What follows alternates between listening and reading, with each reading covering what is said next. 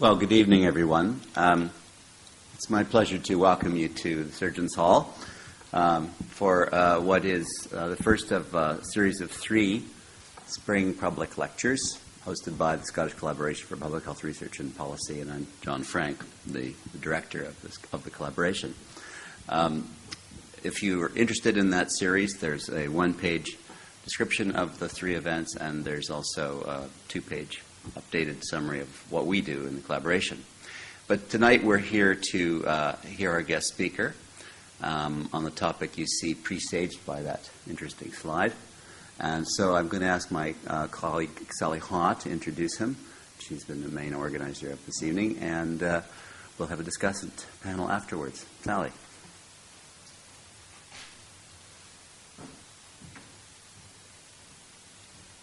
Thanks very much. The purpose of the public health series of lectures is really to bring to the attention of a Scottish audience programmes and interventions that have been trialled elsewhere.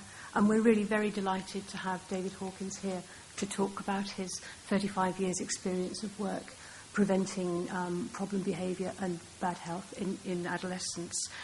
David is the Emeritus Professor of Prevention from the University of Washington in Seattle, and he's also founder-director of the Social Development Research Group at the School of Social Work. And I think what's unique about David's work is that he has looked at the risk and protective factors across a wide range of domains. And I think there are very few research programs that have actually built these into an intervention that addresses problems across all of the 4 domains in such an effective way. And so without further ado, I'd hand you over to David Hawkins.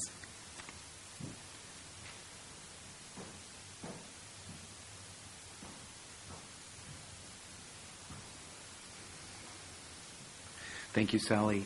I appreciate the introduction. My father-in-law was an Irish immigrant to the United States, and were he here, he'd introduce me differently. What he'd say to you is this. He'd say, I'd like you to meet my son-in-law, Dave. He's a doctor, but it's not the kind does you any good. My commitment to promoting healthy youth development began at home. My wife, Maureen, and I have 2 children, Quinn, who is now 29 years old, and Nora, who's now 24 years old. We wanted our kids to be healthy, productive members of the community with strong families and strong friendships who didn't abuse drugs, who didn't resort to violence. I think it's what all parents want for their children, and it's really an honor and a privilege to talk to you about the work that we've been able to do in learning how we might promote the healthy development of young people free from those problems. I wasn't always a university professor. Before that, I was a probation officer and working with delinquent youngsters. And if you'll indulge me, yet one more story. The first time Maureen and I ever went back to Ireland to visit her relatives in Ireland in County Roscommon, we were visiting the Mahan family, and we were in the house, and everyone was talking and eating and enjoying time. And Maureen said to her aunt, now, isn't there an Uncle Jack Mahan? And she said, oh, yes, your Uncle Jack. He's gone to town in the donkey cart. You go up on the road and you'll see him sure enough soon. And so we did. We walked up on the road, and there was an elderly gentleman coming along the road being pulled by a donkey. This is in the 1970s. And she starts up to him, Maureen does, and says, hello, and he says, you're Kathleen's daughter. And she says, yes, that's right. And he says to me, and who are you? And I said, I'm David Hawkins. I'm Maureen's husband. He says, and where are you from? And I said, well, I'm from the United States. And he says, before that. And I said, well, you can tell by my accent I'm an American. I grew up in the United States. And he says, before that. So I began to work my way back through the Hawkins lineage to St. Louis, where I was born, to Kentucky, where relatives were from before that. And every time I'd stop, he'd say, before that. And so finally I said to him, well, Uncle Jack, as far as I know, Hawkins is an English name from down in the southwest of England in County Cornwall. Uncle Jack Mahan never spoke to me again. God rest his soul. It's a true story. He never had another word for me. I tell you that story. Well, I probably should have known more about my history, because I could have said, well, that's a Gaelic area of England, and, there is a connection. But I didn't know all that at the time. And I just tell you that story because it reminds me how easy it is to fail to communicate across the boundaries that sometimes separate us, boundaries of culture, boundaries sometimes of ethnicity, boundaries sometimes of gender, boundaries of race sometimes. And I'm here because I'm concerned about the healthy development of all children, regardless of where they came from before that. I'm honored to be here, and I should have probably thrown him off by telling him I was a probation officer before that, and I could have told him war stories, and maybe you would have been thrown off the scent. Nonetheless, as a probation officer, I really became interested in the idea of preventing problems before they happen. So often I was thinking to myself, isn't there something we should have done to prevent this young person from getting to the place where all he wants to do is rip people off and skip school and get stoned and not make progress in life? And so when I went to the university, I really began to ask the question, what do we know about the prevention of problems like delinquency and substance abuse among young people? And in fact, there was really very little evidence. And before I go into that, I want to just mention a reference to you that you may or may not be familiar with. But this past fall in 2009, there was a new report that was put out by the Institute of Medicine and the National Academy of Sciences in the United States. And this is a really important new report on prevention and the progress that's been made in prevention in the last 2 decades.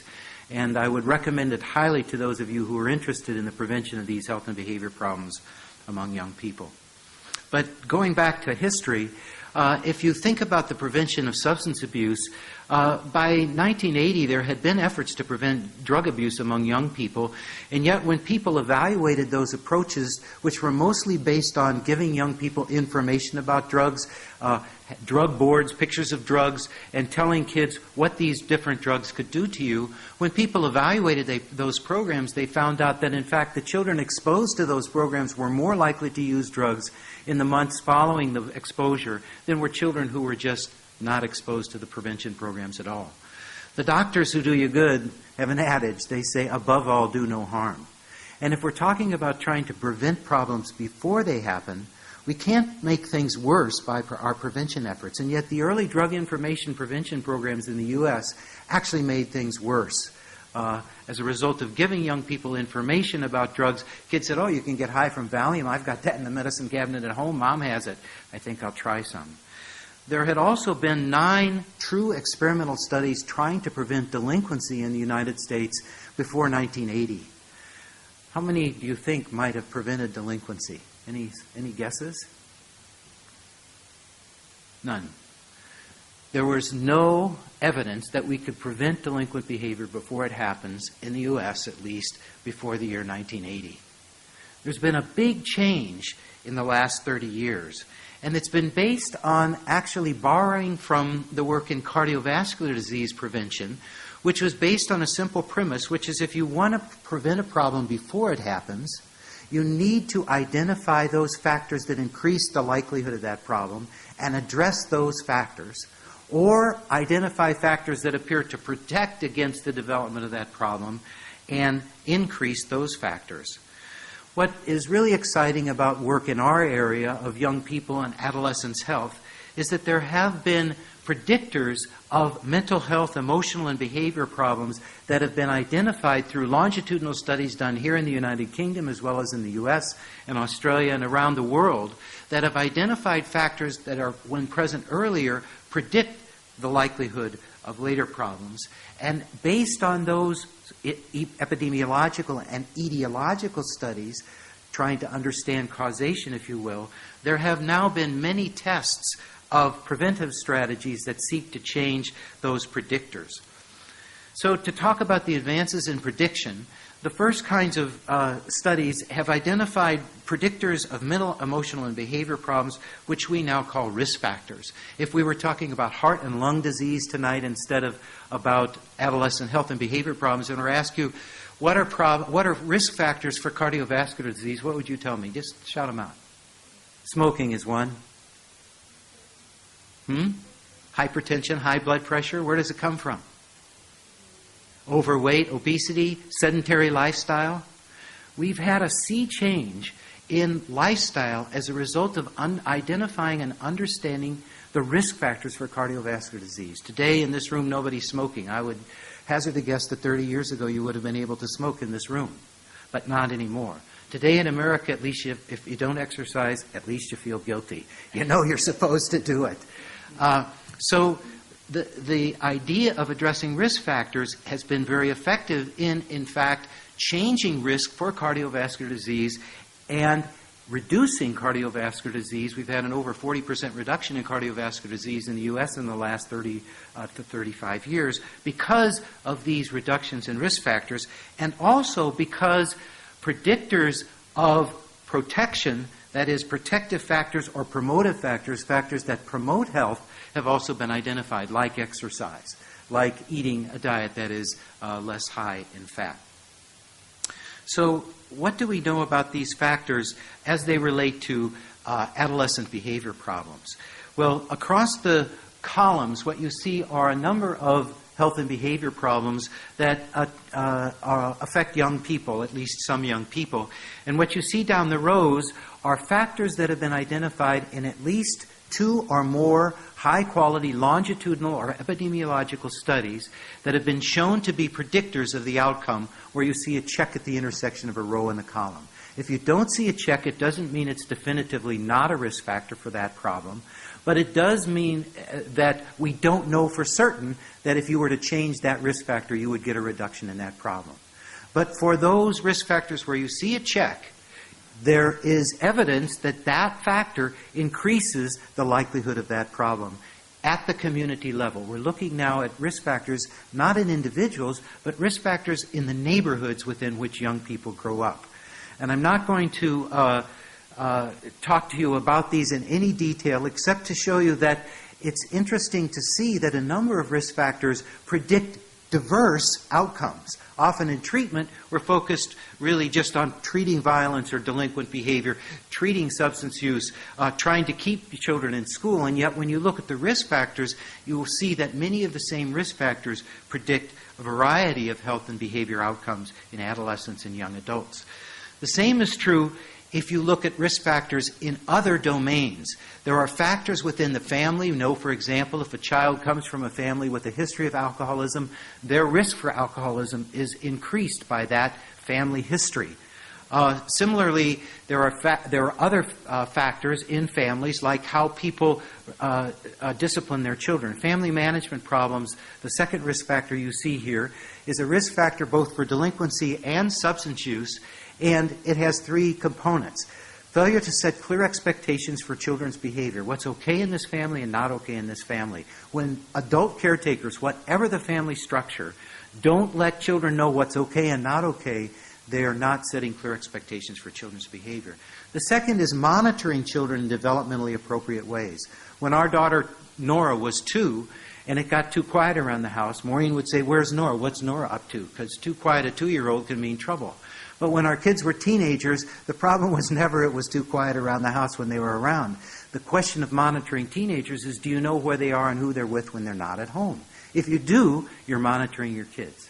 The third component of this risk factor is excessively severe and inconsistent discipline. That is, sometimes you may do something and nothing happens, and another time you do it and your dad may hit you in the head for it. This is the nexus between child abuse or neglect and these outcomes. Extreme forms of poor family management are child abuse and neglect. Again, I'm not going to belabor these risk factors, except to note that there are risk factors also in school experiences, and as well as within individuals and their peer groups. So often we think of risk factors as characteristics of individuals, but there are risk factors in the environments, many of which are malleable, can be changed in those environments. And interestingly, many of the same risk factors for delinquency and substance use also are risk factors for a host of other problems in adolescence and young adulthood, including depression and anxiety.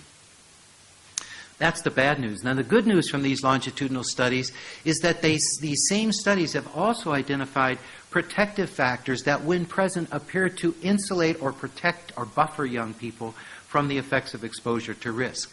Some of these are innate in the individual. They're born with these characteristics. High intelligence, a resilient temperament, you bounce back easily from adversity.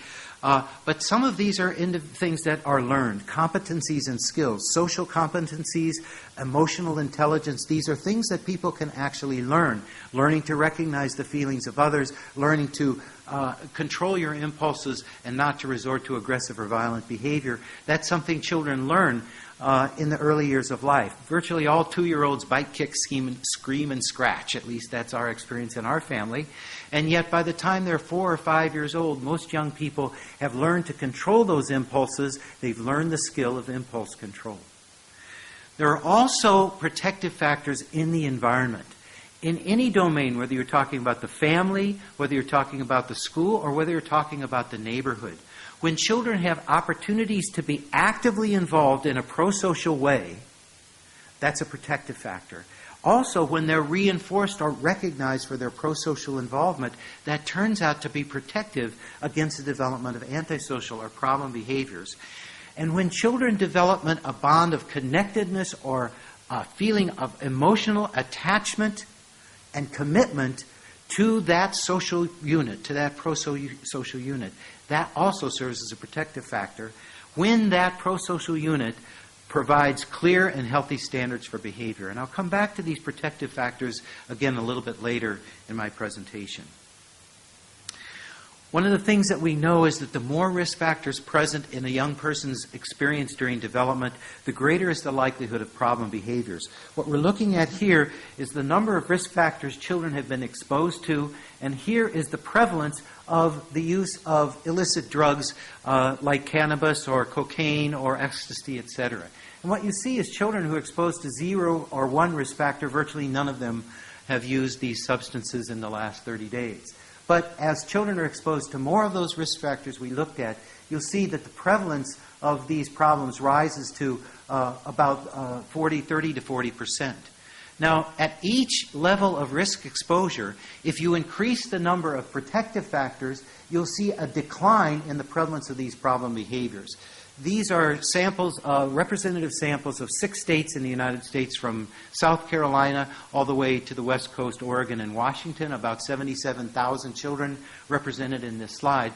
And you'll see, for example, children who have been exposed to 4 or 5 risk factors, if they have no protective factors, about 10% of them are current users of illicit substances. But if they've been exposed to 6 or 8 of those protective factors, it's down around 4% that are current users of illicit substances.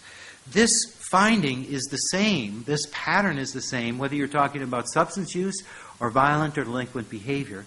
And interestingly, if you are talking about academic success in school, this is the proportion of children who have a B average or better in school, you find that these very same risk and protective factors get in the way of academic success or success in school.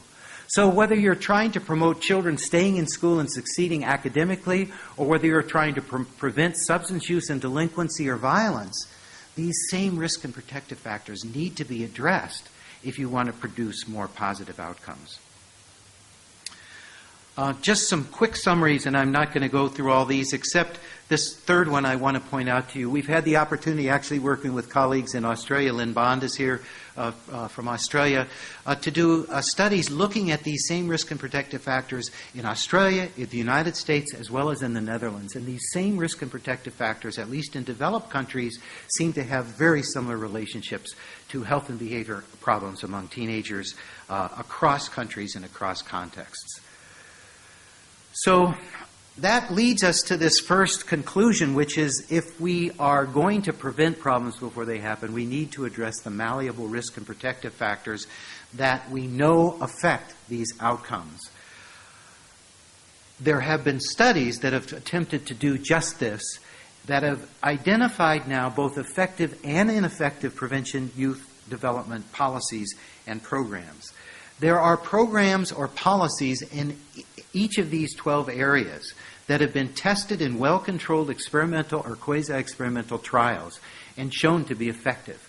So in the last 30 years, we've just had a proliferation of tested and effective preventive interventions. 30 years ago, if I told you, let's all get together and decide how we should prevent delinquency or substance abuse or teen pregnancy, we would all know as much as any other experts about how to do that, and we'd have to figure it out for ourselves. Today, we're in a much different place. Today, there are menus of tested and effective prevention programs that have been shown in well-controlled trials to reduce risk, enhance protection, and prevent adolescent health-risking behaviors. And it means that if we want to really be successful in prevention, we should choose to use programs or policies that have been tested and shown to be effective. Because some of our good ideas have turned out to not be such good ideas. There's a program in the United States called DARE, you may have run into here in the UK as well. Well, DARE is supposed to be a drug abuse prevention program, and yet many trials of DARE have been done. It has not prevented any substance use. In the United States, in many multiple trials, and yet people are still promoting it even though it's ineffective. There's a program called Scared Straight in which they took young pre-delinquents and early delinquents to a prison and let lifers yell at them, let inmates yell at them. Well, it turned out that that was actually an iatrogenic program. It made things worse. The kids who were exposed to that program, randomly assigned to be exposed to that program compared to children who didn't receive the program, the kids who exposed to the program were more likely to be delinquent in the year following that program than the kids who weren't. Those kids had been yelled at all their lives by a lot of people, and that didn't change their behavior. If anything, they said, oh, I see where I'm headed. I'm going to be a tough guy like these guys. We need to do things that work, not things that don't work. We can't just rely on our good ideas anymore. We need to use effective, tested and effective programs and interventions. And what's exciting is that a number of programs are now showing effects on multiple problem behaviors because they address these shared risk and protective factors for diverse outcomes. I'm going to tell you about one of those programs. It's a program that we have done in Seattle. It's been called the Seattle Social Development Project. That was its original name. The program is now called Raising Healthy Children. It's also called has been called the SOAR program. So if you hear these different names, check it out to make sure that you're looking at this program. This is a program that intervened during grades 1 through 6 in the U.S. when children were in grades 1 through 6 between the ages of 6 and 12. So it's what you would call a primary school program provided during the primary grades. And the risk factors that it sought to address are the ones with the X's by them, trying to reduce family management problems, etc., and change multiple risk factors through a combination of 3 strategies. It was guided by a theory that we call, or a model that we call the social development model, which is an integration of 3 theories from psychology and sociology that I'm not going to belabor you with. If you're interested, I'm happy to share more information about the theoretical foundation. But I want to tell you about this theory because it's one thing that undergirds the work that we have done and that's been shown to be effective, and it's something that is as simple as 5 fingers on one hand that you can take home with you. The goal is healthy behaviors of all children and youth, and 3 things that we think you need to do, whether you're a parent, whether you're a teacher, or whether you're a youth worker in a neighborhood youth community setting. The first is to provide developmentally appropriate opportunities for active involvement. So if you're a mom, it means don't always leave the baby in the layette. Sometimes you pick up the baby because that's an opportunity for active involvement. You have the baby in your arms. If the child is in the 1st grade, it means sometimes that child gets to feed the gerbils. That's not just reserved for the high-achieving students. Everybody gets to feed the gerbils at some point or another. Now, hopefully the illustration is clear because I need to proceed on. If you have an opportunity in the 4th grade, just one more example, if the teacher calls on children and says, what's 9 times 6? And ask the children, that's an opportunity for active involvement to answer the question, what's 9 times 6? But if you don't have the skills to be successful in that opportunity, the opportunity may be a burden. So if you're a mom and you pick up a cocaine baby, a baby who you were pregnant with when you had been high on cocaine when you had the baby, or when you were pregnant with the baby, that baby may stiffen. That's not a skillful performance on the part of the baby. When you pick up a baby, you want the baby to go like that. That's a skillful performance from an infant. But when a child is in the 1st grade in primary school and you want them to feed the gerbils, you want them also to water the gerbils, not just feed the gerbils. So it's important to teach the skills necessary to be successful in those opportunities. If you ask children what's 9 times 6, but you haven't taught the multiplication table and you call on someone, that opportunity may be a burden. So the first one, opportunities for active involvement that are developmentally appropriate.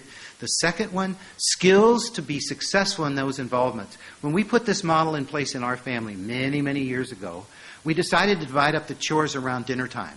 And I said I would wash the dishes after dinner, and my children were going to clear the table, and my wife said she'd still cook for a while, and then we're going to have job rotation. Well, the first night I did the dishes, Maureen came down to the table, or to the kitchen the next morning. She said, Dave, I thought you did the dishes last night. I said, I did, Maureen. What's the problem? She said, well, look at the counters. And I said, what about the counters? And on the counters there were some milk stains and bread crumbs and plastic bags. She said, Dave, when you do the dishes in this family, you wash the counters, you clean the counters. It's part of doing the dishes. I'm a good counterman now, I promise you. I do great counters. But if I, as the father in that family, didn't have the skills to do the simple task of washing up after dinner to our family standards, how do we expect our children to do that unless we teach them those rudimentary basic skills? The third condition that needs to be present is a consistent system of recognition for skillful performance. When you pick up the baby and you go, and the baby goes, you say, oh, did you see she cooed to me? That's recognition for skillful performance. When you say to the young person, wow, you fed and watered the gerbils and kept the cage clean, and look, the gerbils are healthy, running around the little, isn't that great? That's recognition for skillful performance. We need to recognize effort, improvement, and achievement. And when we do, the next thing happens, the fourth element of the social development strategy. And that is connectedness or bonding. When children have opportunity, skills, and recognition, they begin to feel attached, emotionally close to the people who provide those things, and they begin to develop a commitment to that unit. So you pick up the baby coos, you say, oh, did you see she cooed to me? And that gyroscope of bonding between that mother and that infant begins to spin. The child who gets recognized for doing a good job of feeding the gerbil says, I like this school, I like this teacher, I like this class, I like coming to school. And then, when the teacher says, and we have reading homework tonight, and it's important for you to do your homework tonight, they're likely to be committed to those standards for healthy behavior, because they feel bonded to that unit. The fifth element is healthy beliefs and clear standards for behavior. Opportunities, skills, recognition build bonding, and when children feel bonded, then they care if their parents say, I don't want you drinking tonight at the party, or I don't want you to start smoking. Or if their parents say, I want you to finish your homework. Or if it's illegal to do something, or if the school says, we don't want you smoking in the hallways or in the outside the school, after school, etc. Mrs. Reagan, many years ago, we had a president of the U.S. called Ronald Reagan, his wife Nancy Reagan, said, just say no. Well, just say no works for kids who are bonded. But kids who don't feel bonded to those social units don't care about just say no. Our goal in prevention needs to create opportunities, skills, and recognition for young people so that they feel bonded, so that they then will pay attention to the norms or standards for behavior. That's why we think the social development strategy is so important. There are individual differences. Different people have different characteristics. You need to recognize that as you reward them or reinforce them. My son Quinn, when he came home with good grades from school, you could say, Quinn, that's great. You got all A's. That's wonderful. My daughter Nora is a shy person. You can't confront Nora with her success. You have to tell to her mom, wow, did you see Nora's grades? Nora got all A's. Nora beams over on the side, but she doesn't want that much attention directly. So you need to know how to recognize and reinforce and what opportunities are appropriate given the characteristics of the individuals. I'm going to show you a little clip, if I can, I think. If I can get my pointer here. Of the social development strategy in action. I want you to see if you can see opportunities for active involvement, skillful participation, recognition and reinforcement, and the beginning of bonding, attachment, and commitment in this vignette. Oh no, I'm bad. Try this. Is 6 orange plus 8 blue. How many is that altogether?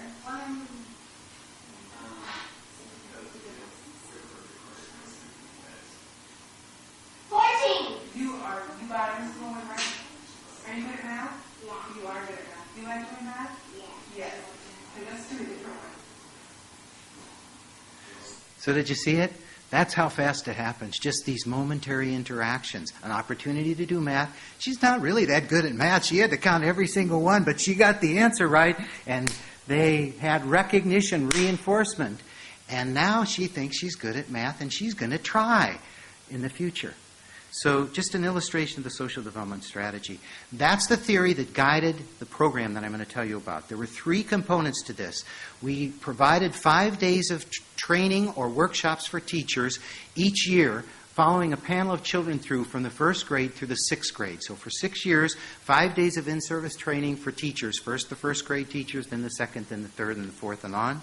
We offered workshops for the parents of those children, and we also offered in the 1st grade only, during the primary year, social, cognitive, and emotional skills training, and in the last year, some training in refusal skills so the children could stay out of trouble, keep their friends, and have a good time. I won't have time to talk a lot about these interventions, but there are 3 components to the teacher in-service training. The first is something called proactive classroom management. It means set up the expectations in the classroom so that you can increase opportunities for active involvement. One example is as children come in, if they have something to do, they're less likely to be disruptive. So when you came in this session tonight, I had something on the board for you to do. I asked you to talk to a friend or someone you met about what we were going to talk about tonight. That's to get your mind moving in the direction we're going to go. And teachers who do proactive classroom management have their classroom set up that way, and a number of other things. They also use something called the law of least intervention. That is, do the thing least disruptive to your instruction to keep control in the classroom. So it's the difference if 2 people are in the back of the classroom talking and I say, Bill and Sam, please be quiet. What happens? Everybody else laughs at them, turns around and looks, what's going on with Bill and Sam? But if I, as the teacher, leave my teaching desk and walk to where those children are talking, I never have to stop my lecture at all. I don't have to say a word to them. And just by using my body as a form of social control, those kids will probably be quiet. And nobody called any attention to them.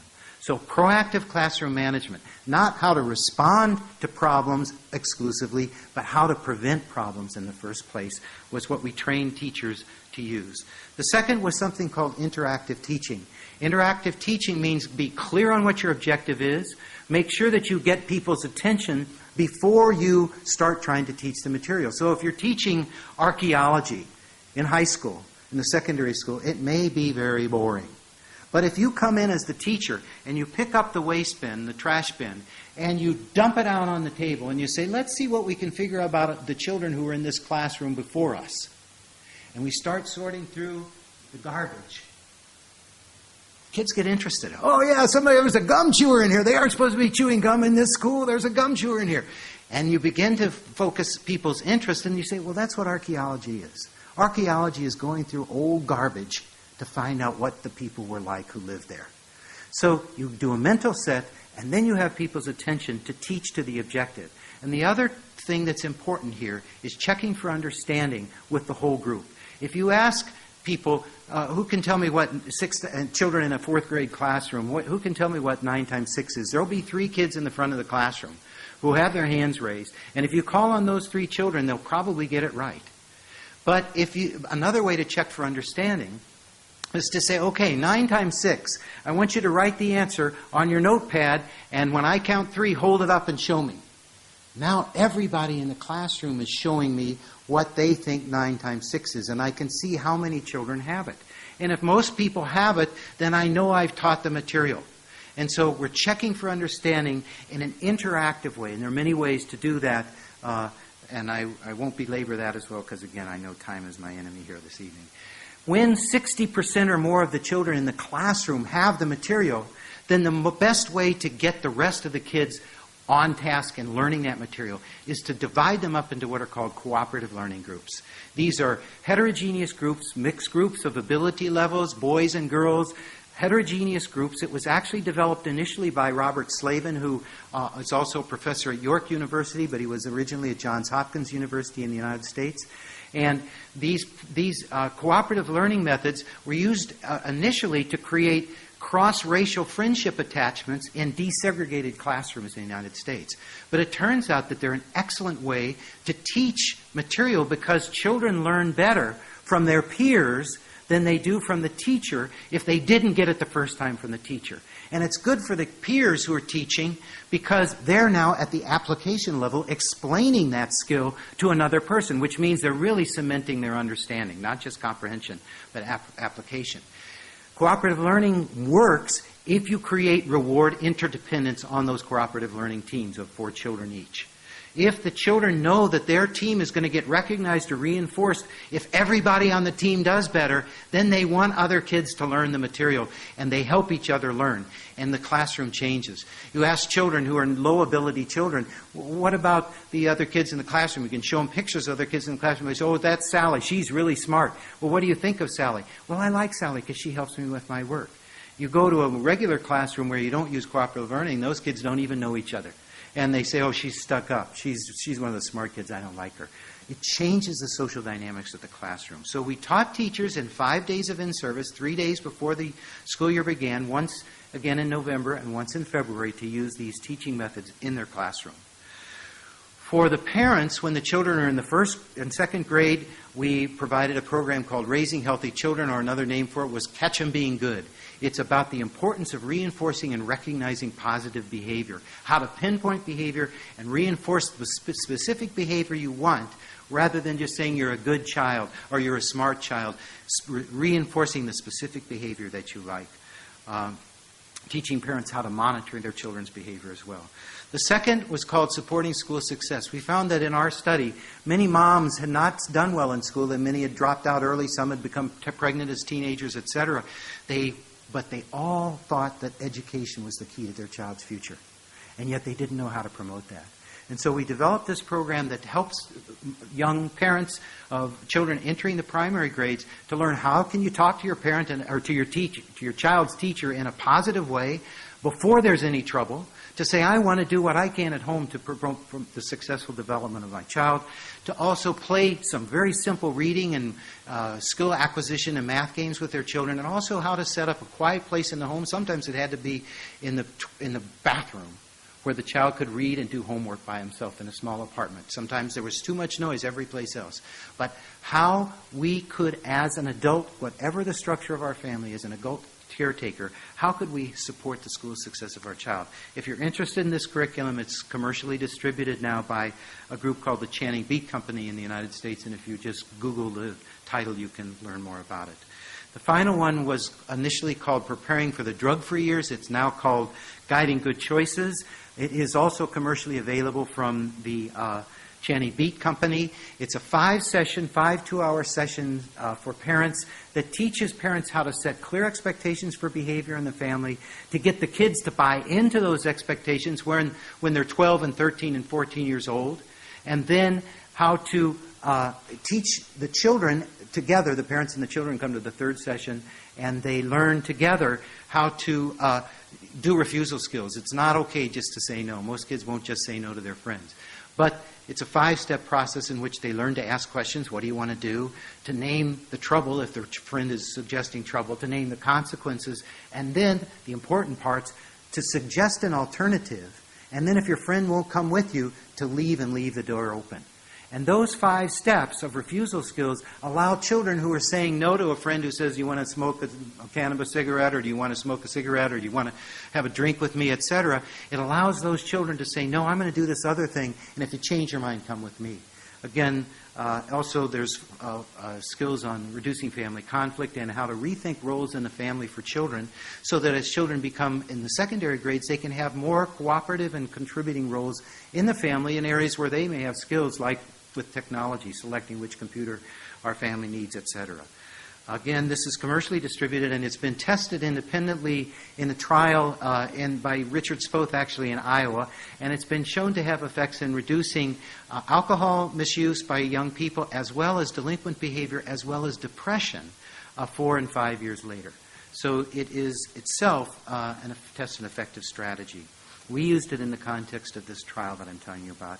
And in the first grade, we used a curriculum that was called I Can Problem Solve by a woman named Myrna Schur at Hahnemann Medical Center in Philadelphia in the United States. Skills for how you do the basic things you need to do to participate in the school classroom. And again, brief cognitive, social, emotional skills training program for young people.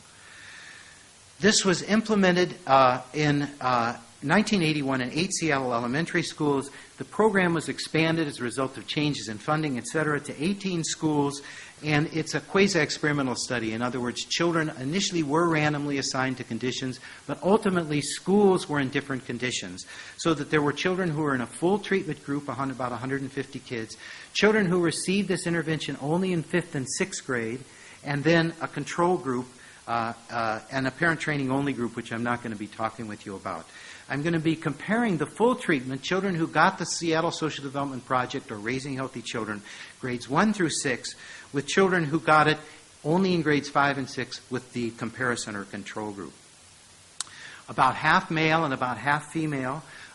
This school district, in the time that we were doing the study, had busing so that the schools in this district served both children from high crime areas as well as children from more middle class areas, and it was a very diverse population. You can see about 47% from European stock, about 22% African American, about 26% African American, about 22% Asian American, and some Native Americans in the sample.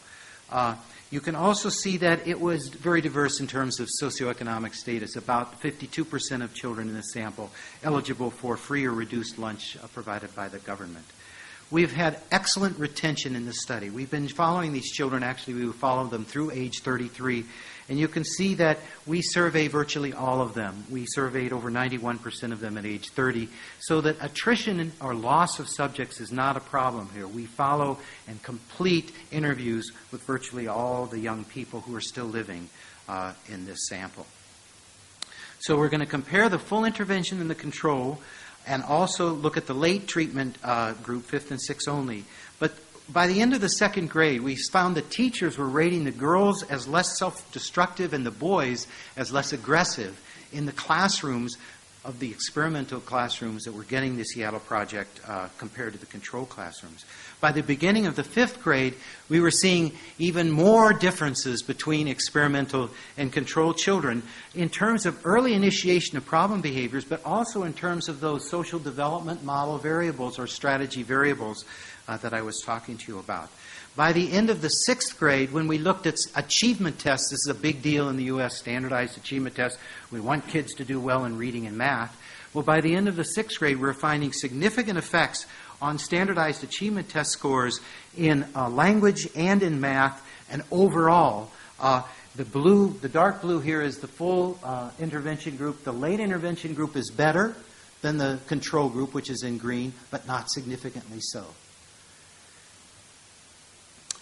When we looked at this issue of connectedness to school, how much do you like school, how much do you want to get an education, etc., what we find is between the ages of 13 and 18, the control group's interest in schooling goes down and down and down. If you look at the late intervention group, theirs also goes down, although you can see that they were a little bit higher at entry into secondary school after the end of the 5th and 6th grade. What's interesting to see is what happens with the full treatment group. They started more committed to school. They liked school better after those elementary teachers had been teaching this way for them and after they'd been in this project. But during the early years of secondary school, when they were mixed in with everybody else, they really started to lose their commitment to schooling. But what is very interesting to see is that stopped, that decline in commitment to school stopped. And by 16, they were actually significantly more committed to education than the control group, and by 18, that difference was even greater. So that we can, in fact, reduce this decline in interest in education by these things that we do way back during the primary grades. That translated into some very important outcomes 6 years after we did any intervention. Significant reductions in heavy alcohol use, significantly reduced lifetime violence, improved school bonding, as we mentioned, better achievement, and less school misbehavior. By the time they are 21, we see that there are significant improvements in functioning at school or work if they're working. About 91% had graduated from high school by the age of 21 in the full intervention group compared to 81% in the control group. So we reduced the early school leaving rate by about half. So significant effects by age 21. By age 27, we see effects on economic attainment and educational attainment, now seeing that children who were in this project in the elementary grades are actually having better incomes and more education than the kids in the control groups in the same city. When you look at mental health outcomes, and this was a surprise to us because we knew that these risk factors predicted these outcomes, but we didn't really believe our own message as much as the data showed us. And that is at age 24, when we did the diagnostic interview schedule with these young people, we find that 27% of the control group had a diagnosable mental health disorder by age 24, compared to 18% in the full intervention group. And you can see the same pattern at age 27. And what you see is this stair-step effect. Getting this intervention in the late primary grades, 5th and 6th grade only, doesn't make a significant improvement. But getting it from 1st grade through 6th grade significantly improves the outcome. Although it does appear to be a dosage effect, there is some improvement if you get this only in the 5th and 6th grade. The other thing that's interesting to look at is the effects on sexual risk behavior. Remember, we never mentioned the S word, sex. I mean, you don't talk about it in the United States. But we never mentioned the S word in any of our programs. And yet, when we follow these children up at age 18, we see that significantly fewer of them have had multiple sex partners. 62% in the control group versus 50% in the full intervention group. And when we look at pregnancies and births among females, we see that 40% of the control group females had had a baby and had been through a pregnancy and had a baby by the time they were 21, compared to only 23% in the full intervention group. This prevention program didn't affect the reports of boys saying, I fathered a baby. Why do you think that might be? We think it's because in our society right now, getting a girl pregnant has virtually no consequences. But getting pregnant as a young woman has huge consequences on your life choices and on your future. And in this sample, those children who had been through this intervention in the primary grades, those young women said, I'm not getting pregnant. I'm not having a baby. I have a future. And fewer of them, almost half the rate of pregnancy and birth in the full intervention group. We also see more condom use at age 21, both among the full intervention group compared to the control group and the non-African Americans. But among African Americans who are at the greatest risk for sexually transmitted diseases, we see that the differences are quite a bit bigger. That is, only about 36% of the African Americans in the control group reported using a condom at last intercourse, compared to 79% of the kids in the full intervention group. That translates to effects on sexually transmitted infections. In the control group overall, 39%, virtually 39% of the kids in the control group had had an STI, sexually transmitted infection, by the age of 30, compared to about 26.2% in the full intervention group. That's a significant effect. But if you look at it in terms of the high-risk subgroups and compare white kids to African American kids, you see that the big effects are for African American kids. 65% of the African Americans in the control group had had a sexually transmitted infection by the age of 30, compared to only 26% in the full intervention group. And for the white kids, it's 33% in the control group, compared to about 27%, about the same rate in the experimental group between whites and blacks. So this program can really have diverse outcomes by using this social development strategy, remember, for opportunity, skills, recognition, bonding, healthy beliefs, and clear standards, produce these outcomes. We think the results suggest that if you can improve opportunity, skills, and recognition for all children, you can have a big effect that will last at least into the 30s. That parents and teachers with better training and skills and opportunities to learn these skills can make a big difference, and that the strategy has its effects, even though administered universally, on those who are at greatest risk.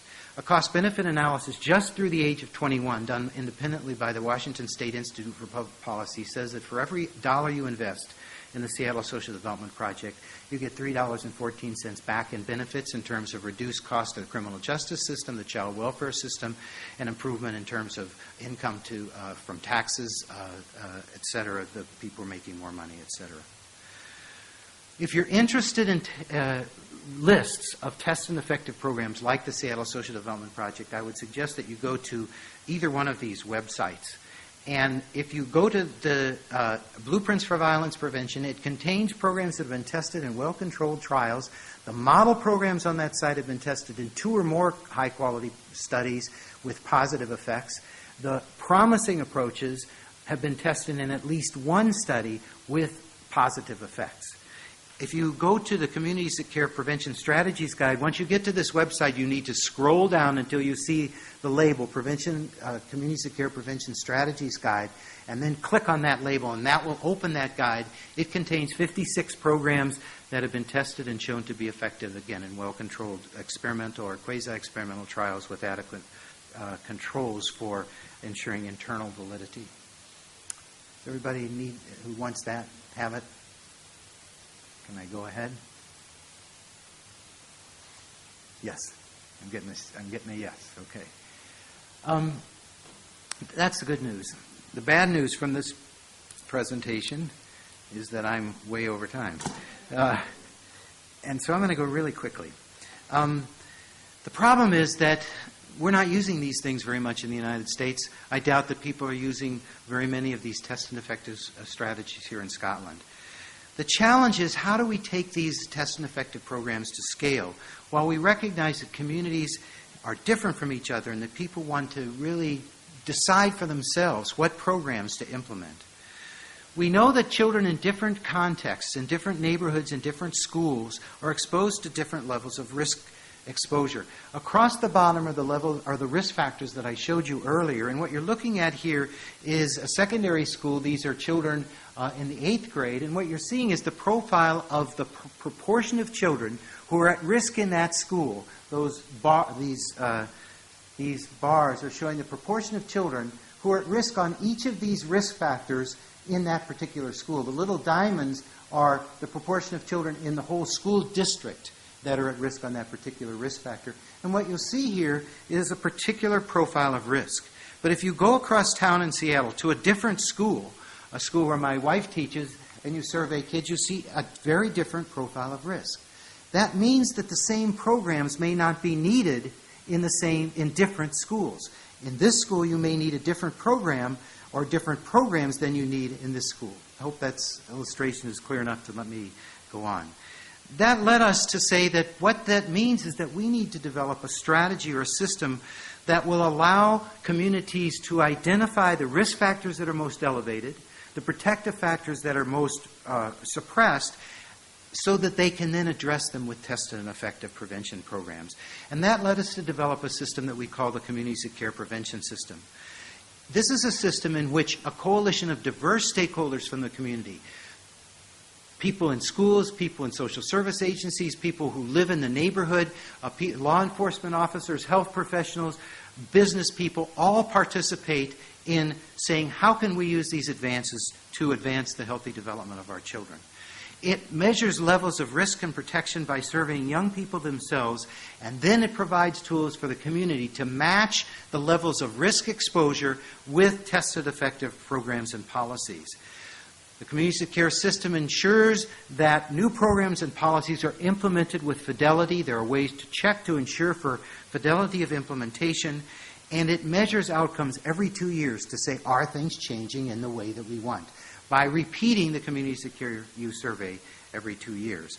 And we think that local control and ownership builds sustainability for this kind of an approach, because it's not being done to communities. Communities are choosing and implementing the programs that make the most sense for themselves.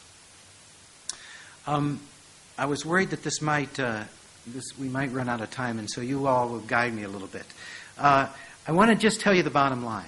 We've been able to do a randomized community trial of Communities That Care. We randomly assigned 24 communities to either get Communities That Care or not get Communities That Care. These communities were spread across 7 states, from Washington to Maine in the United States, and then randomly assigned to get it or not. The randomized controlled trial has shown some effects that I will show you in a moment. And there's also been a quasi-experimental study in Pennsylvania where 120 communities have been exposed to communities of care, and they've been compared to communities that didn't get communities of care, and there have also been positive effects shown. In our randomized controlled trial, we've now seen that in a panel of students followed from 5th grade, about age 10, through 8th grade, about age 14, that we see significant reductions in the initiation of cigarette use, in the initiation of alcohol use, and in the initiation of delinquent behavior. Diverse outcomes from a single operating system, the community of care system. We've also seen effects on the current prevalence of involvement in these kinds of health compromising behaviors, so that just under 10% of the kids in the control group in the 8th grade, these are about 13 or 14-year-olds, about 9.5% of those kids report having had 5 or more drinks in a row in the last 2 weeks, compared to just over 5% in the full in the communities that got the CTC intervention. So now I'm going to look to my sponsors for a little bit of guidance. Should I stop now? Should I take 5 more minutes now? What would your... 5 more minutes? All right. Okay, I'll do just 5 more minutes and then we'll go to the discussion. I'll give you just a sense of the communities of care operating system, how it works. The first phase is getting started. What we always say is if the police chief of a community and the superintendent of schools, the headmaster of schools in that community, won't ride in the same car together to the orientation for communities of care, the community is not ready for communities of care. There has to be a basic level of willingness to collaborate and cooperate for the well-being of children. In a community where the people and the residents in that neighborhood think, I don't trust the child welfare and the social service systems, I'm afraid they'll take my children away. I don't trust law enforcement, I'm afraid they'll arrest my children. There needs to be some work done, readiness work done, in which the helping agencies of government and the society and the neighborhood residents begin to feel a basic level of trust before communities of care is an appropriate system for that particular community. If, in fact, though, there is that level and willingness to cooperate between people who live there and people who work there and are trying to make things better in that community, they move to phase 2. Communities of care is both top-down and bottom-up. That is, we involve the mayor, the police chief, the school superintendent, business leaders, health leaders of the community as the key leader board in communities of care. Those are the people who control resources and shape opinion. If those people decide they want communities of care in their community, they then identify people to participate in the communities of care prevention planning board. And those people are service providers, and in fact I'll show you a picture of who those people are. But that board does the actual work. But we want the top people to understand and to say we want to bring this into our community because ultimately they're going to have to provide the resources that really change things in that community. So it's both top-down and bottom-up. What you can see in the 12 communities that were in the experimental trial that I just mentioned to you, the range of diversity of the kinds of people who were involved in these community prevention planning boards, wide-ranging group of people, and I won't belabor this except to say we want representation of all the stakeholders in the community who care about young people's development on the board. Once they are on the board, they then conduct the Communities of Care Use Survey, and they also look at existing public records, school records, law enforcement records, archival data that are available from government sources. The Communities of Care Use Survey is used because many of these risk and protective factors are best understood by asking children themselves about their own experiences and exposure. It's valid and has been shown to be so across a number of racial and ethnic groups, etc., in Australia, the U.S., and the Netherlands. This is an example, again, of the profile of risk factors that comes back, and this is from this middle school in Seattle, Madison Middle School. And what you can see is that this risk factor, poor family management, was elevated. About 65% of the kids indicated poor family management in this sample. That is, they were saying, my parents don't know where I am and who I'm with when I'm not at home. They were saying the rules in my family about drugs, my parents aren't really setting clear rules about drugs, telling me what's okay and not okay. It's not really clear what time I'm supposed to be home at night. So the panel, the committee, the coalition that was looking at these data said, we want to focus on this risk factor. The Communities That Care Prevention Strategies Guide says if that's your major risk factor, if that's a risk factor you want to address, then we need to begin to create a plan to address that risk factor. In Communities That Care, communities usually choose from 2 to 5 risk factors to focus on in their prevention work, choosing, again, risk factors that they see as elevated. And I'm just illustrating one of those here. They then create a plan. They look at the Prevention Strategies Guide and say which programs on the guide actually address the risk factor that we are concerned about. So here's family management problems, the risk factor we saw earlier that they had chosen. And here are a number of approaches that have been tested and shown to be effective at different developmental periods. This is a middle school. It's a secondary school serving children about age 13 to about age 15. And they see that parent training is an approach that's been effective in that age range. And so they then looked at the menu of parent training programs, and this particular school chose a program called Strengthening Families 10 to 14, which has been tested and shown to be effective in reducing substance use among adolescents, as well as other health and behavior problems among adolescents. And they chose to implement that 7-session program with the families in that school. They then implement the program and evaluate the program to see its effectiveness.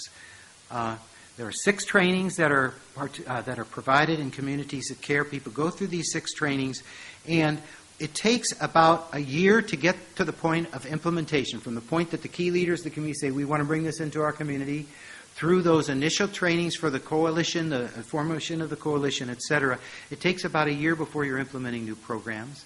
But we are seeing effects of this intervention by the 3rd and 4th year of implementation. We see significant reductions in risk factors in CTC compared to control communities, as well as the outcomes that I mentioned to you earlier. And I think I should probably stop there. Great.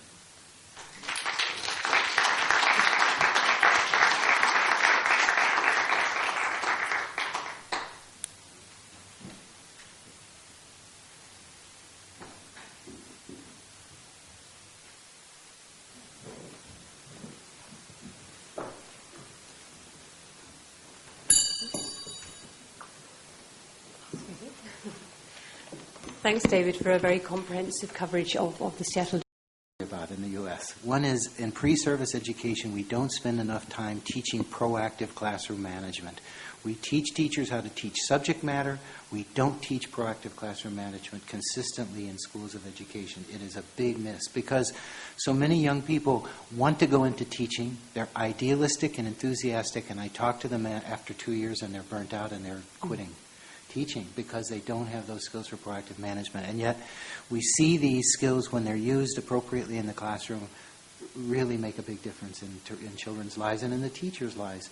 We're doing a project now in Bedford County, Pennsylvania. There are 5 school districts there where they're all the school districts are using the Raising Healthy Children method. And just saw a presentation by the woman who's coordinating that, and you've seen these significant, huge reductions in kids being referred to the principal, the headmaster, suspended from school, expelled from school, etc.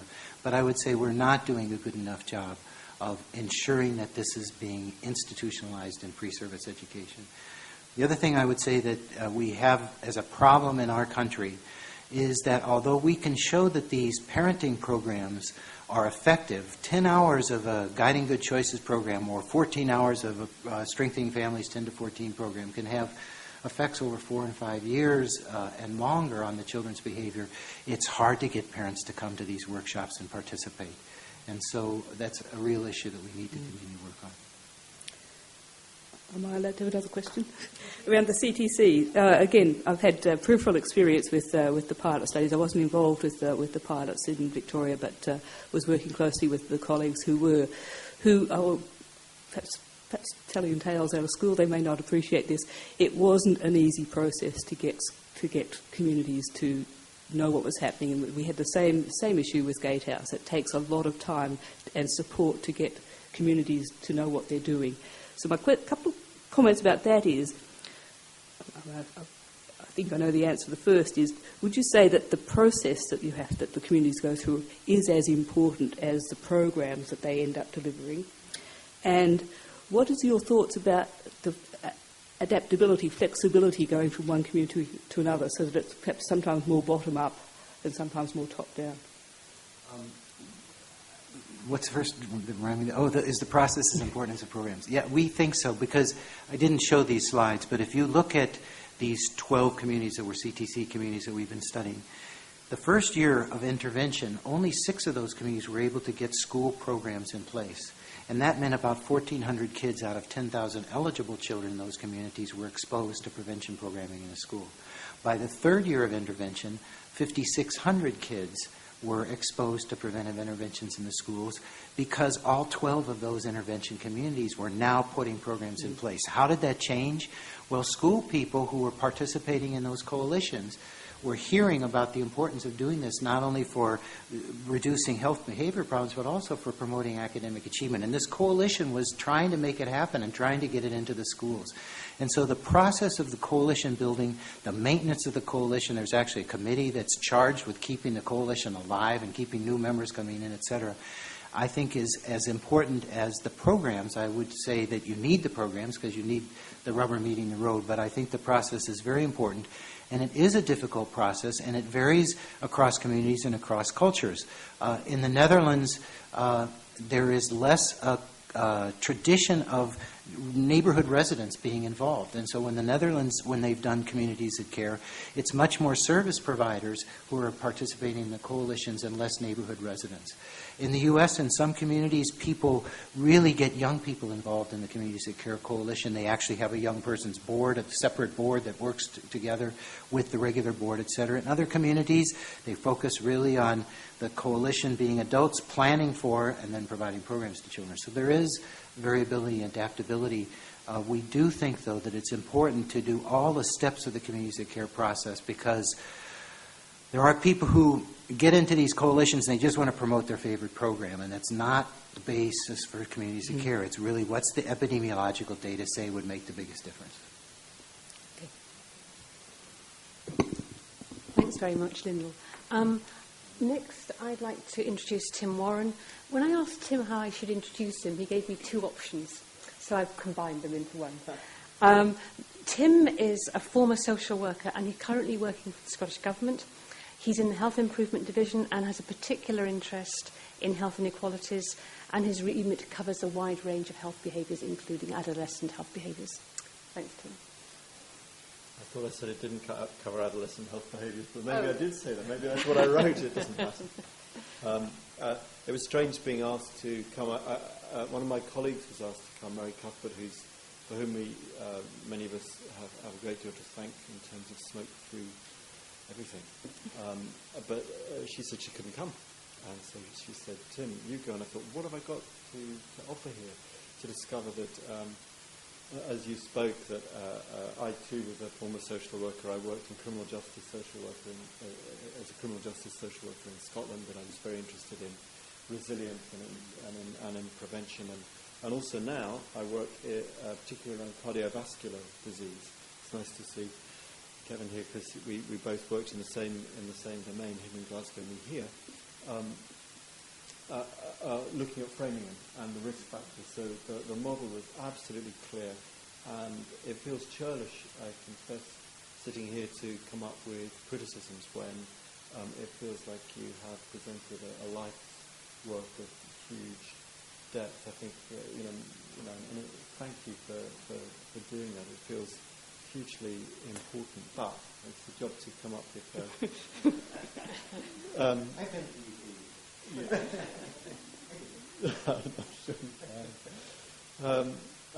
I was struck by a few things. At the bottom of one of the tables was severe hardship. And thank you. And it struck me that a lot of the acquisition of skills and the promotion of bonding couldn't actually address that, and that was the one that had the most ticks. So those that they might provide some protection from the impacts of that, but I was kind of struck with that nice line from President Clinton of It's the Economist, that here we have the equivalent. You can deal with a lot of problems around people's doubts about and the self-efficacy by treating them with cognitive behavioural approaches, when actually it might be that people feel powerless and so on because they are. Not the powerlessness doesn't lie in their heads, but in the stars and in the world and in the external factors. So, yeah. So I think, how I think about this is that we require, at least in the U.S., that all children at age 6 attend primary school for the next 6 years at least, and most of them do attend at least from grade 6 through from grade 1 through grade 6. And I think it behooves us, if we want to create social justice, to provide opportunities for all children to succeed. If we're going to require that they be in school, we need to require and promote the skills of teachers who have those children, that they can teach so that all those children, whether they come from disadvantage or from advantage, can learn that material, can feel that they're part of the classroom, and can have a positive experience in school that will encourage them to want to go on to greater education. So I recognize that the Seattle Social Development Project doesn't directly deal with economic disadvantage in terms of changing the economic opportunities of families. But I think it does change the economic opportunities of children. Because we see that in the full intervention group, the kids who were exposed to that full intervention group are economically more successful, less likely to leave school early. So in that sense, I think it does address at least that problem. And this is where I feel I'm about to skate on thin ice. You can probably hear it cracking under me, in that I recognise that there's a random controlled trial approach that you've got controls and so on. But I wondered whether the difference was not the specifics of the programme, but the fact that the teachers, for example, involved for having 5 days training a year, that you had a community-based approach that got support from the community for the approach, that it provided investment in knowledge, skills, and ability of people, and line them up around the task. In a way, I hope it is that, to some degree. There is no say that it's because of Scottish Government's policies, particularly the 3 big social policies around early years, achieving our potential, and equally well is the one that's closest to my heart and to my work, which is seeking to achieve some of that bottom-up, people working together across boundaries to create some of the social capital which can make up for some of the deficits in children's lives. I think that's a very good point. What I would say is this: at least in terms of the community intervention, there have been a number of coalition-based approaches in the U.S., most famous of which was called Fighting Back. It was an initiative funded very well by the Robert Wood Johnson Foundation in the U.S., in which a number of communities were provided resources for coalitions to come together, various stakeholders from the community to work together to reduce substance abuse problems. A study was done, a comparison group study was done, and it turned out to have no effect on substance abuse problems of young people or of adults. Similarly, coalition-based approaches have been tested in the United States, again with randomized controlled trials to prevent teenage risky sexual behavior, again without significant effects. And so we think that the element of bringing the coalition of stakeholders together is essential, fundamental ingredient. It's become widely accepted in the United States. Most communities are doing this, but really providing people with the scientific foundation for what to do once you come together, I think makes a big difference. I think that the coalitions left to their own devices will try to figure out what to do and do the best they can, but they won't profit from the knowledge that's been developed over the last 30 years about what has worked, what hasn't worked, and what's actually been ineffective. So I think that, and we see this even in the control communities when we compare the degree to which people support coalitions in experimental or intervention and control communities. We see very similar levels of coalition support in experimental and control communities, but we see the differences in outcomes in the communities that have done that, in which the control communities have gotten this common language and this knowledge base, and then this menu of programs from which to choose tied to their epidemiological data. Can I make one more comment? Which is government, there's an election, I think, if anybody notices that. Obviously governments work in cycles, and that there is a real pressure to make announcements and to show progress. And often with, if you say, you put Perry Highscope and say, if you invest here, then in 40 years' time you'll have saved some money, the publishers say, okay.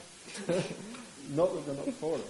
And I think, I would say this, but I think this administration has actually been very prepared to back some horses that won't come in for a long time. But it was very hopeful to hear you talk about being able to detect change early. And I think that is really something that should be focused on and heightened in terms of the selling of this is something that should be part of. I think that's a very important point. One thing that does give me optimism about the time horizons of these prevention programs is what's happened in my state of Washington. I mentioned the Washington State Institute for Public Policy, and if you're interested in cost-benefit analysis, I would really recommend that you look at the work of the Washington State Institute for Public Policy. The specific person there is named Steve Oss. A-O-S is his last name. This is a bipartisan committee from our state legislature and from the executive branch of government that has both Republicans and Democrats on it, this Washington Institute for Public Policy, their board. And they've commissioned the staff to do cost-benefit analyses on a whole number of prevention and intervention programs over the years, starting in the criminal and juvenile justice area and then moving more broadly to child welfare and then to K through 12 public education. The story I'll just tell you briefly is that in 2007, there were 3 new prisons to be built in the state of Washington. And the legislature asked Steve Oss to give them some cost-benefit estimates on how much would that cost and how else could we spend that money and et cetera. And he put together, just like a stock advisor might put together a portfolio of blue-chip investments as well as higher-risk investments that involve prevention, early intervention, as well as some programs for institutionalized prisoners returning to the community. And he said, with this portfolio of programs, based on the cost-benefit work we've done and the outcomes that have come from the studies of these programs, we could save enough money over the next 10 years that we won't have to build a 3rd prison. And the legislature bought it. And the legislature has been investing this money into these prevention and early intervention programs, and they've taken this prison off the books. This is the first time in the U.S. this has ever happened. And they're very closely tracking whether these short-term effects of the programs are occurring, because if those programs aren't implemented with fidelity, the short-term benefits won't occur and we'll be in trouble. We won't have the prisons that we need. But they're tracking the short-term benefits. And in our legislative session that just, the last one and this one that's just ended this year, even though at first there were ideas of cutting those programs, he was able to go before the legislature and say, if you do this, then you've got to put money into prisons in the future. And they ended up not cutting any of these programs. So it really speaks well to the possibility of using cost-benefit economics to promote the development of effective prevention programs and the importance of people at the legislative level, not because often, as you say, the benefits don't accrue to the place that the investment is made, they accrue someplace else in the system. And so you have to have people in the legislature understand that in order for these kinds of policies, I think, to be institutionalized and maintained. Thank you very much, Tim, and thank you also, Lyndall, for those very, I think, perceptive questions. I'm just going to take a chair's prerogative and just raise the issue about the effects of prolonged poverty. I concur with Tim that the effects of prolonged poverty have a profound effect on individuals, families and communities. But I do think it is that in order to break this intergenerational transmission of health problems and problem behaviours, because it often is not just one generation, it's across 3-4 generations now. It is a combination of effective programmes which address a number of domains, but also ultimately I do think we do need to address the issue of child poverty or family poverty as well. But what I'd like to do now, we are just close to 7:30, but if you'll bear with us, we'd like to, if you will stay, is throw the floor open to some questions from the floor. And we have here Caroline with the roving mic. So if you want to just sort of indicate if you have a question. Caroline, yes. Thank you. Thanks, David, for a wonderful talk. I just wanted to ask you about the CTC. Did you choose communities where there were no existing programs, or how did you control for that? What happened was we actually wanted to do the trial of CTC 5 years earlier, but we couldn't get it funded. And so we were able to get a naturalistic study of actually 40 matched communities across the 7 states funded, in which we said we are interested in seeing the degree to which this science-based prevention strategy is diffusing naturally without intervention in these communities. Well, in 26 communities, 13 matched pairs of communities, by the year 2002, when we surveyed the key leaders of those communities, we found that none of those communities were really using test and effective prevention programs to address elevated risk factors. And so we then said maybe this is a chance for a randomized controlled trial, because we had 5 years of baseline data from those communities, actually surveys with the kids in those communities as well. And so although there were some communities in the 40 communities where there were people using test and effective programs, there were virtually no test effective prevention programs in these 26 communities, 13 pairs of matched communities. So we approached 12 of those pairs, and they agreed to participate, and then we randomly assigned them. So that's how we knew. But we also do something in these communities. It's called community resource assessment, and so we actually survey people in the communities with regard to all the agencies in the schools. We do web-based surveys of the teachers in the schools and ask them, are you doing any of these programs? We show them pictures of the program, et cetera, so they know what it is, so that we can map the use of test-effective programs in these communities from before the start of the program to later in the program. And we can see an increase in the number of test and effective programs in the CTC communities compared to the control communities from the 2002 baseline. In the back there.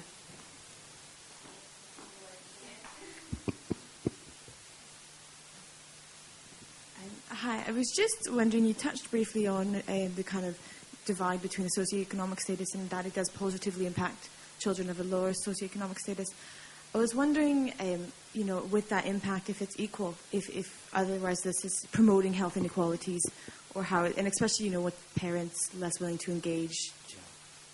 A couple of things. One is we have in the Seattle project, we looked early on to see the degree to which the parents who were coming to these parenting workshops, because only about 40% of parents participated in the parenting workshops over the 6 years of the intervention.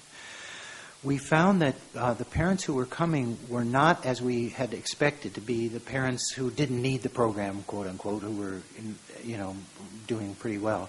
Often we found parents coming because they wanted help.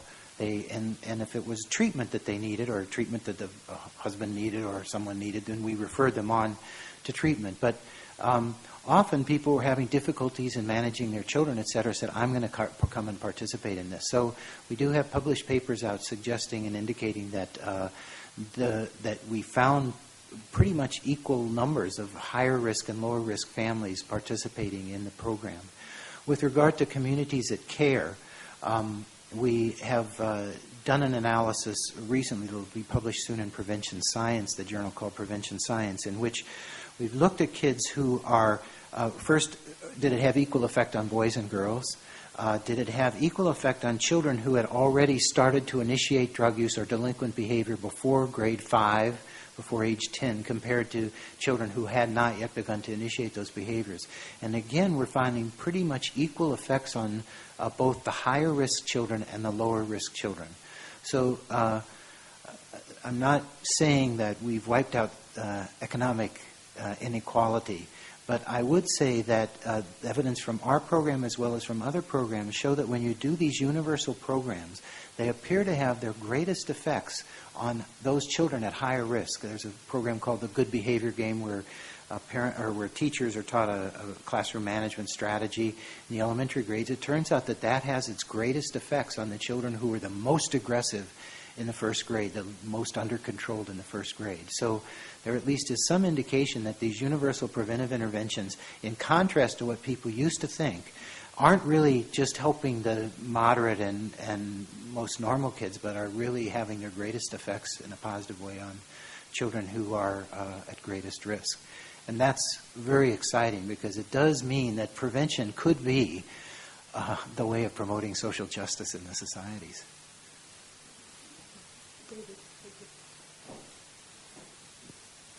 Thank you for that. I want to keep on this social determinants of health stuff because I've been working with WHO on this for the last 4 or 5 years. You gave some good results about economic achievement and attainment and educational achievement and attainment. But with all figures, and we have it here in Scotland, you get X number of percent do conform and do take up treatments or do get higher achievement. But what about the ones that are not in that percentage? And I just wondered if you had an opportunity, because you seem to have such a good kind of response from your cohort over 20-odd years, if you're able to analyse the people who are not in that 36% or that 40%, where are they? Because they may have changed or deferred behaviours that are risky. So they may not be involved in substance use, or they may not be involved in violence. But perhaps they're involved in very low-paid economic jobs, even although their aspirations might have been high. And that's often one of the problems we have here in schools in Scotland, is you have some great teachers, you have some great schools. But as Michael Marmot says, if you send people back into the same circumstances that they're always living in, you reduce the impact on those positive interventions. Right. So have you got any evidence about the other, let's say the 60% who don't show any improvement? Yeah, just several thoughts about it. One is we're seeing. Let me just start with this statement.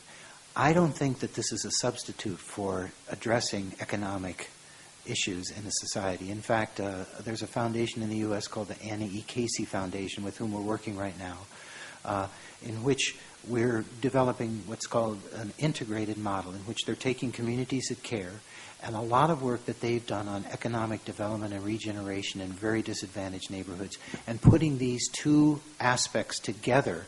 Because one of the things that happens in communities of care is in neighborhoods where there's a lot of economic disadvantage, where you finally get communities of care really going well, what happens is service providers on the coalition start to recognize residents on the coalition who are really bright, who've never had an opportunity, are participating because they care about their kids and they want them to have a future.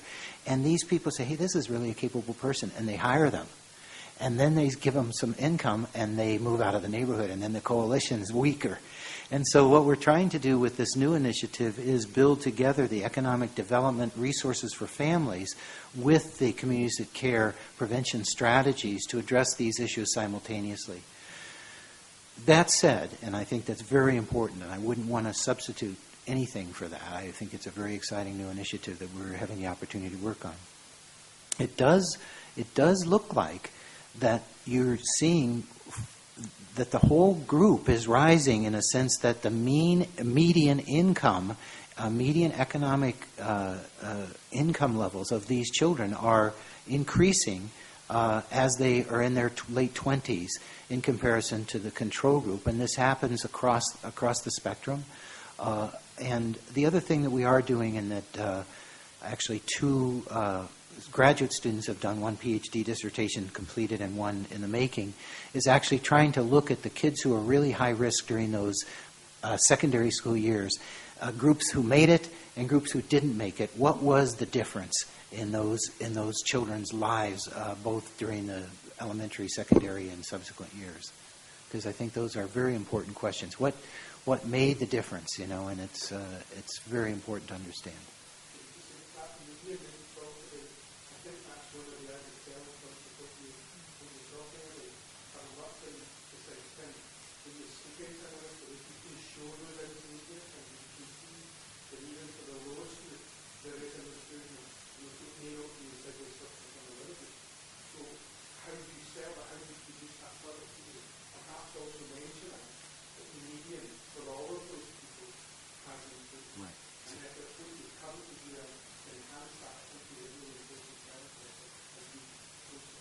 Good suggestion. Very good point.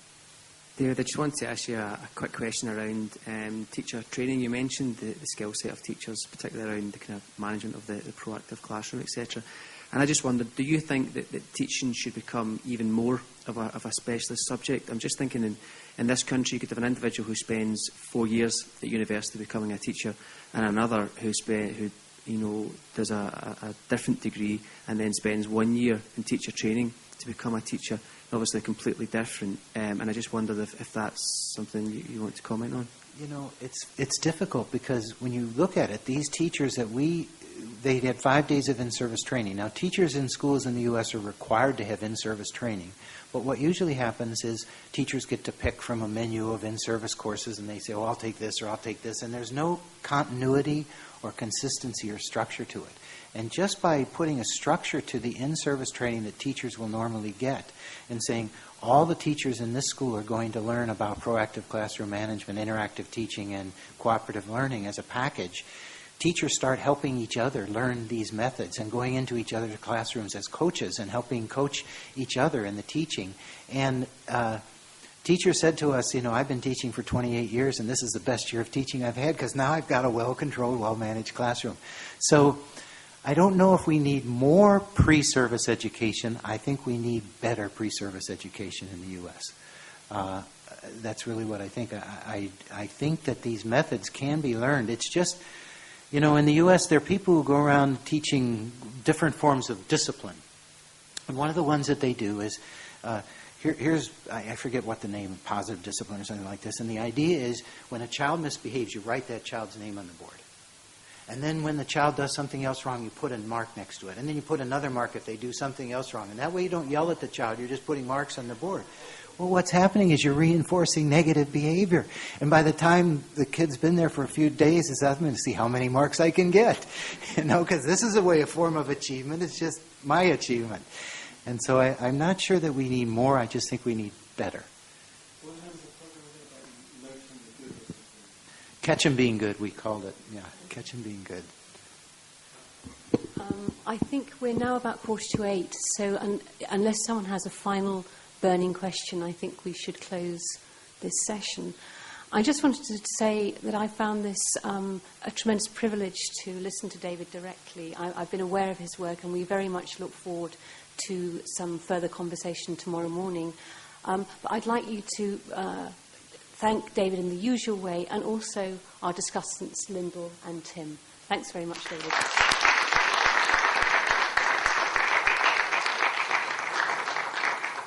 And now we're closing. There's going to be a wine reception afterwards, so we'd cordially like to invite you to attend and have perhaps more conversation with David. I'd also like to say we have been videoing today's presentation, and it will be available both as a DVD and it will be put up on our website, which we're developing currently, and that should be up and running at some point in the summer being a fairly wide interpretation. Thanks very much once again.